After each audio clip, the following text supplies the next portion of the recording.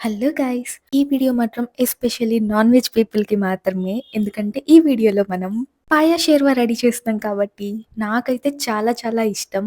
మీలో కూడా పాయ అంటే ఎంతమందికి ఇష్టమో నాకు కామెంట్ సెక్షన్‌లో చెప్పండి. Let's begin the process. First నీట్‌గా వాష్ చేసుకున్న పాయాని తీసుకున్నాను. అందులోకి వాటర్, పసుపు అండ్ సాల్ట్ వేసి ఓవర్ నైట్ సోక్ చేసేస్తాం అలానే.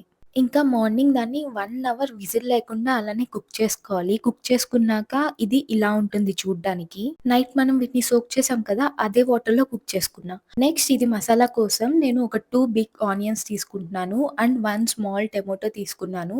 అండ్ 1 స్పూన్ అల్లం వెల్లుల్లి పేస్ట్ అండ్ కొంచెం కొత్తిమీర అండ్ పుదీనా కూడా యాడ్ చేసుకొని వీటన్నిటిని మనం బాగా గ్రైండ్ చేసుకోవాలి. గ్రైండ్ చేసుకుంటే ఇలా పేస్ట్‌లా తయారవుతుంది.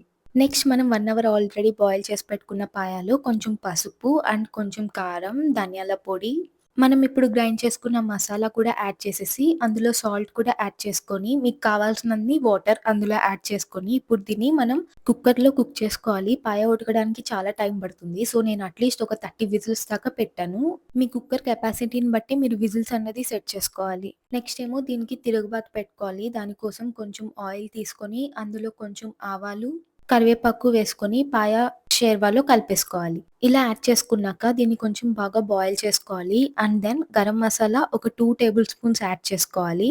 గరం మసాలా యాడ్ చేసుకున్నాక ఒక 10 మినిట్స్ దీన్ని అలానే బాయిలింగ్ స్టేజ్‌లో వదిలేసేయాలి. అండ్ దెన్ ఫైనల్లీ కొత్తిమీర చల్లుకొని సర్వ్ చేసుకోవడమే. ఈ వింటర్ సీజన్‌లో తింటే చాలా బావుంటుంది. కుదిరితే మీరు కూడా ట్రై చేయండి. అండ్ నాకైతే ఇడ్లీలో తినడం చాలా ఇష్టం. ఇడ్లీని కొంచెం తీసుకొని అలా స్మాష్ చేసుకొని ఒక్క ముద్ద నోట్లో పెట్టుకుంటే ఈ వరల్డ్‌ని మర్చిపోతారంతే. అండ్ మీరు పాయాని ఏ కాంబినేషన్‌తో తినడం ఇష్టపడతారో కూడా నాకు కామెంట్ సెక్షన్‌లో చెప్పండి. I will see you in my next video. By.